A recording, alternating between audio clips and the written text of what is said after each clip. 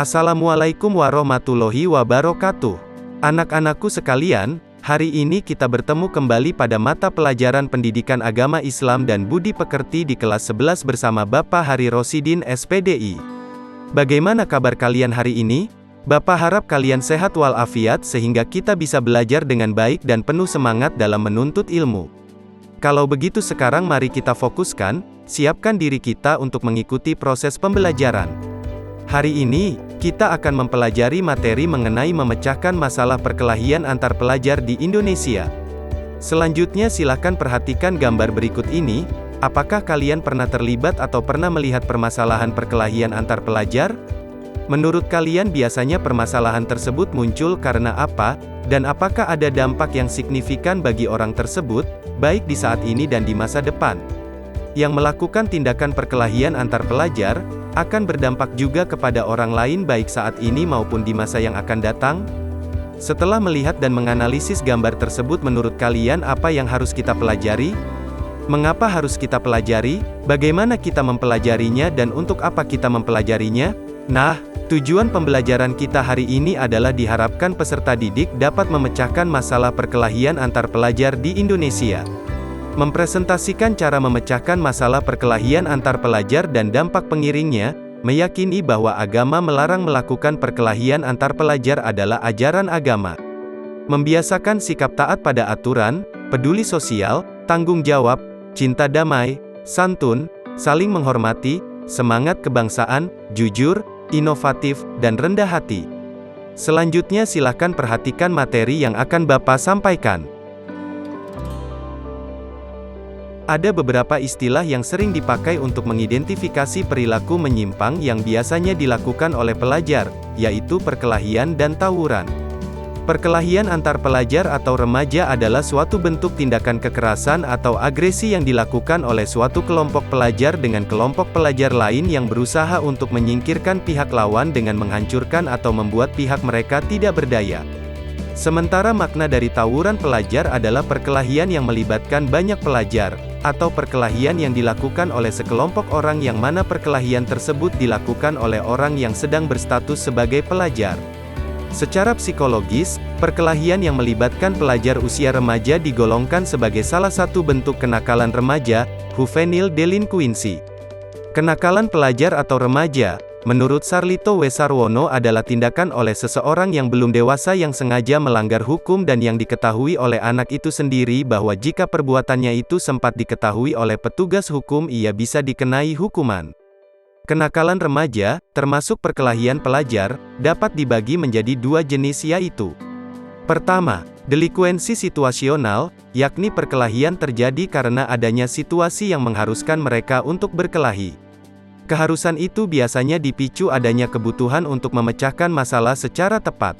Kedua, delinkuensi sistematik, yakni para pelajar yang terlibat dalam perkelahian itu berada di dalam suatu organisasi tertentu atau geng yang memiliki aturan dan kebiasaan tertentu yang harus diikuti oleh anggotanya, termasuk berkelahi, melukai, mencuri dan tindak pidana yang lain. Perkelahian pelajar menjadi bagian dari kenakalan remaja, termasuk kelainan perilaku remaja pada umumnya. Maka terdapat faktor yang mengakibatkan perkelahian antar pelajar, yaitu: pertama, rational choice, yaitu adanya perkelahian pelajar disebabkan faktor individu, motivasi, pilihan dan kemauannya sendiri. Misalnya anak nakal ditaruh di pesantren, agar imannya mantap, sehingga tidak nakal lagi.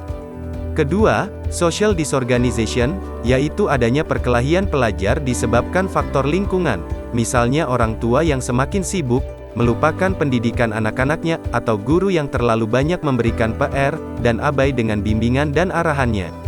Ketiga, strain, yaitu adanya perkelahian pelajar disebabkan faktor tekanan yang besar dari masyarakat, misalnya kemiskinan di satu sisi, sementara di pihak lain orang kaya yang sering mempertontonkan kekayaannya. Keempat, differential association, yaitu adanya perkelahian pelajar disebabkan faktor salah pergaulan. Pelajar yang terbiasa bergaul dengan pelajar yang tukang tawuran, anak yang malas belajar, suka mencuri, bolos belajar, maka semua itu menjadi perekat bagi pelajar yang awalnya baik-baik saja. Kelima, Labeling, yaitu adanya perkelahian pelajar disebabkan faktor terbiasa dicap sebagai pelajar yang nakal. Jika seorang pelajar sering dilabeli sebagai pelajar nakal oleh banyak pihak, maka label tersebut merasuk di dalam dada, akibatnya jadilah pelajar yang nakal.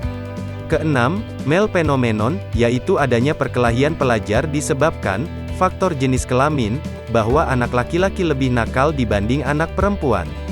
Alasannya anak laki-laki biasanya lebih nakal, atau besarnya budaya maskulin, sehingga wajar jika anak laki-laki itu nakal. Dalam Islam, kekerasan dan perkelahian di antara individu tidak dianjurkan, terlebih lagi antara pelajar yang seharusnya berfokus pada pendidikan dan pengembangan diri. Islam mengajarkan nilai-nilai seperti kasih sayang, tolong-menolong, toleransi, dan perdamaian. Perkelahian antar pelajar bertentangan dengan prinsip-prinsip ini. Sebagaimana dijelaskan dalam Al-Quran Surat Al-Maidah ayat 32 tentang menghindari tindakan kekerasan. A'udzu billahi minasy syaithanir rajim. Bismillahirrahmanirrahim. من أجل ذلك كتبنا على بني إسرائيل أنه من قتل نفسا بغير نفس أو فساد في الأرض فكأنما قتل الناس جميعا ومن أحياها فكأنما أحيا الناس جميعا ولقد جاءتهم رسلنا بالبينات ثم إن كثيرا منهم بعد ذلك في الأرض لمسرفون. Yang artinya, oleh karena itu, kami menetapkan suatu hukum bagi Bani Israel bahwa siapa yang membunuh seseorang bukan karena orang yang dibunuh itu telah membunuh orang lain atau karena telah berbuat kerusakan di bumi, maka seakan-akan dia telah membunuh semua manusia. Sebaliknya, siapa yang memelihara kehidupan seorang manusia, dia seakan-akan telah memelihara kehidupan semua manusia. Sungguh, rasul-rasul kami benar-benar telah datang kepada mereka dengan membawa keterangan-keterangan yang jelas. Kemudian, sesungguhnya banyak di antara mereka setelah itu melampaui batas di bumi. Al-Quran Surat Al-Maidah ayat 32. Menurut tafsir Jalalain bahwa maksud ayat ini adalah karena perbuatan Kabil yang melakukan tindakan kekerasan terhadap Habil, kami tetapkan bagi Bani Israel, bahwa barang siapa yang membunuh seorang manusia, bukan karena berbuat kerusakan yang diperbuatnya di muka bumi berupa perzinahan atau perampokan dan sebagainya, maka seolah-olah dia telah membunuh manusia semuanya. Sebaliknya barang siapa yang memelihara kehidupannya, artinya tidak membunuhnya, maka seolah-olah ia telah memelihara kehidupan manusia seluruhnya. Sedangkan menurut Prof. Dr. Quraisy Shihab bahwa oleh karena kejahatan yang terjadi dan dampak-dampaknya yang sangat buruk dan oleh karena perilaku Bani Israel, maka kami yang Maha Agung menetapkan suatu hukum menyangkut suatu persoalan yang besar dan hukum itu kami sampaikan atas Bani Israel bahwa barang siapa yang membunuh satu jiwa salah seorang putra-putri Adam, bukan karena orang itu membunuh jiwa orang yang lain yang memang wajar, sesuai hukum untuk dibunuh, atau bukan karena membuat kerusakan di muka bumi, yang menurut hukum boleh dibunuh, seperti dalam peperangan atau membela diri dari pembunuhan, maka seakan-akan dia telah membunuh manusia seluruhnya. Kemudian terdapat sebuah hadits yang diriwayatkan Imam Muslim. An Abi Hurairah yaqulu qala Abul Qasimi Rasulullah sallallahu alaihi wasallam men asyaro ila ahihi bihadidatin fainal malaikata tal anuhu hatta wa in kana akhul abihi wa umihi. Rawahul Muslim. Artinya, dari Abu Hurairah ia berkata, Rasulullah SAW bersabda, barang siapa yang memberi isyarat, mengacungkan senjata tajam kepada saudaranya, maka sungguh para malaikat melaknatnya meskipun saudaranya itu saudara kandung sebapa seibu. Hadits riwayat Muslim. Perkelahian antar pelajar dapat memiliki dampak negatif yang signifikan, baik bagi pelajar yang terlibat maupun bagi lingkungan sekitar mereka. Berikut adalah beberapa dampak negatif yang mungkin timbul akibat perkelahian antar pelajar di antaranya. Pertama, cedera fisik. Perkelahian seringkali mengakibatkan cedera fisik pada pelajar yang terlibat. Cedera ini bisa berupa memar, luka-luka, atau bahkan cedera serius yang memerlukan perawatan medis. Dalam beberapa kasus ekstrim, perkelahian dapat berujung pada kecacatan permanen atau bahkan kematian.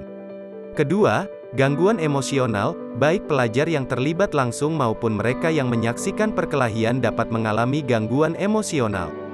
Rasa takut, stres, cemas, dan trauma dapat muncul sebagai akibat dari perkelahian tersebut. Dampak emosional ini dapat mempengaruhi kesejahteraan mental dan kinerja akademik pelajar. Ketiga, gangguan lingkungan belajar. Perkelahian antar pelajar mengganggu lingkungan belajar secara keseluruhan. Kejadian tersebut dapat mengganggu konsentrasi pelajar lainnya dan mengganggu suasana yang aman dan nyaman di sekolah. Ini dapat menghambat proses belajar dan berpotensi menurunkan kualitas pendidikan. Keempat, peningkatan kekerasan. Perkelahian antar pelajar bisa menjadi bagian dari pola perilaku yang memicu peningkatan kekerasan. Jika perkelahian dibiarkan tanpa konsekuensi yang tegas, hal ini dapat menciptakan budaya kekerasan di antara pelajar dan memicu konflik yang lebih serius di masa depan. Kelima, pelanggaran hukum. Dalam beberapa kasus, perkelahian antar pelajar dapat melibatkan tindakan yang melanggar hukum, seperti penganiayaan atau penyerangan. Pelajar yang terlibat dalam perkelahian dapat menghadapi konsekuensi hukum, termasuk tuntutan pidana, proses hukum, atau tindakan disiplin sekolah yang serius. Keenam, merusak reputasi. Perkelahian antar pelajar dapat merusak reputasi sekolah. Jika perkelahian terjadi secara terus-menerus, orang tua mungkin akan merasa khawatir dan mungkin mencari alternatif pendidikan untuk anak-anak mereka.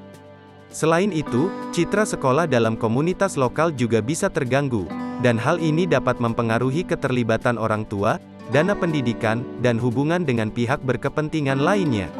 Oleh karena itu, penting untuk mencegah perkelahian antar pelajar dengan mengedepankan pendekatan yang proaktif dalam membentuk budaya sekolah yang aman, mempromosikan pemecahan konflik yang damai, dan memberikan pendidikan tentang nilai-nilai yang positif serta cara mengelola konflik dengan baik. Islam mengajarkan penyelesaian konflik melalui dialog, musyawarah, dan mencari solusi yang saling menguntungkan bagi semua pihak yang terlibat. Ketika ada perbedaan atau perselisihan antar pelajar, Islam mendorong mereka untuk berbicara dengan baik, saling mendengarkan, dan mencari cara damai untuk menyelesaikan masalah. Selain itu, Islam juga menekankan pentingnya mengendalikan emosi dan menghindari perilaku agresif. Nabi Muhammad SAW mengajarkan kesabaran, pengampunan, dan mencontohkan cara yang baik dalam menyelesaikan konflik. Terdapat cara yang dapat dilakukan oleh peserta didik untuk menghindarkan diri dari perkelahian antar pelajar. Pertama, jaga sikap yang baik. Penting untuk menjaga sikap yang baik terhadap teman sekelas dan siswa lainnya. Perlakukan orang lain dengan rasa hormat, toleransi, dan kebaikan. Hindari melakukan pelecehan, ejekan, atau intimidasi terhadap siapapun. Kedua, hindari konflik yang tidak perlu. Jika ada masalah atau ketegangan dengan siswa lain, usahakan untuk menyelesaikannya dengan cara damai. Hindari melibatkan diri dalam perdebatan yang tidak konstruktif atau situasi yang berpotensi memicu perkelahian. Cobalah untuk mencari solusi kompromi atau melibatkan pihak yang berwenang jika diperlukan. Ketiga, gunakan komunikasi efektif. Komunikasi yang baik adalah kunci untuk menghindari perkelahian. Jika kamu memiliki masalah dengan siswa lain, coba bicarakan secara langsung dengan mereka. Ekspresikan pendapat kamu dengan jelas dan hormat. Dengarkan juga apa yang mereka katakan dan berusaha memahami perspektif mereka. Keempat, temui seseorang yang dapat membantu. Jika kamu merasa situasi menjadi terlalu sulit atau konflik tidak dapat diselesaikan sendiri, temui guru, konselor, atau staf sekolah yang dapat memberikan bantuan. Mereka memiliki pengalaman dalam menangani konflik dan dapat memberikan saran yang berguna. Kelima, temukan jalur alternatif. Jika kamu merasa marah atau frustrasi terhadap seseorang, carilah jalur alternatif untuk mengungkapkan emosi tersebut. Misalnya, terlibat dalam kegiatan olahraga, seni, atau hobi yang dapat membantu mengalihkan energi negatif dan meningkatkan kesejahteraan mental. Keenam, jadilah teladan. Kamu dapat menjadi teladan bagi siswa lain dengan mempraktikkan sikap damai, kerjasama, dan penghormatan terhadap sesama. Ketika orang lain melihat kamu menghindari konflik dan memilih penyelesaian yang damai, mereka mungkin akan terinspirasi untuk melakukan hal yang sama. Ketujuh, ikut serta dalam program anti kekerasan, ambil bagian dalam program sekolah yang bertujuan untuk menghindari perkelahian dan mempromosikan budaya damai. Ini bisa termasuk klub anti kekerasan, proyek sosial, atau kampanye kesadaran di sekolah. Kedelapan, melaporkan kejadian. Jika Anda menyaksikan atau mengetahui adanya tindakan kekerasan atau intimidasi, jangan ragu untuk melaporkannya kepada guru, petugas keamanan, atau staf sekolah yang bertanggung jawab. Melaporkan perkelahian atau kekerasan adalah langkah penting untuk melindungi diri sendiri dan siswa lainnya. Dengan mengadopsi sikap yang damai, menghindari konflik yang tidak perlu, dan bekerja sama dengan siswa dan staf sekolah, kamu dapat membantu mencegah perkelahian antar pelajar dan menciptakan lingkungan sekolah yang aman dan harmonis. Kesimpulannya dari materi ini adalah, dalam pandangan Islam, perkelahian antar pelajar tidak dianjurkan dan dianggap sebagai perbuatan yang negatif. Islam mengajarkan nilai-nilai kesatuan, kedamaian, dan penghormatan terhadap sesama. Perkelahian antar pelajar justru bertentangan dengan prinsip-prinsip ini dan tidak membangun suasana belajar yang kondusif. Pertama, Islam mengajarkan pentingnya menjaga kerukunan dan perdamaian di antara sesama umat manusia. Perkelahian antar pelajar dapat merusak ikatan sosial dan menyebabkan konflik yang lebih besar. Islam mendorong umatnya untuk menyelesaikan perbedaan pendapat atau masalah melalui dialog, musyawarah, dan cara yang damai. Kedua, Islam mengajarkan pentingnya mengendalikan emosi dan menahan diri dalam situasi yang memicu konflik.